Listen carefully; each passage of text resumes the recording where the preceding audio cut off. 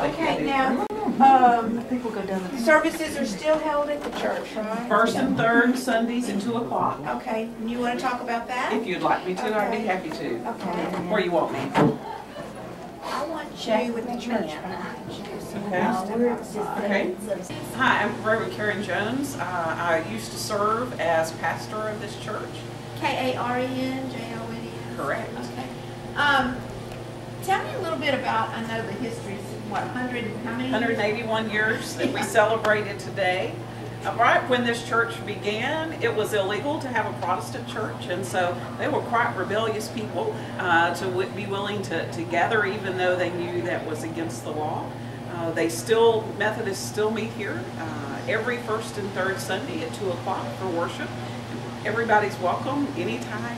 They love having guests and sharing the story about how the Protestant church, more specifically the Methodist church, started in the state of Texas.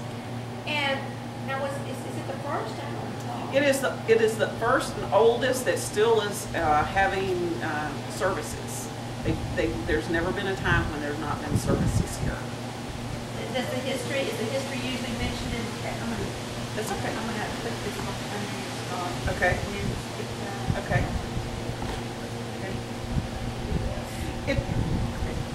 The history is really not talked about in worship, other than the information about the history, very briefly, is on the back of the bulletin. But it is in all the stained glass windows because of the names that they were given in memory or honor of, and the people who gave them.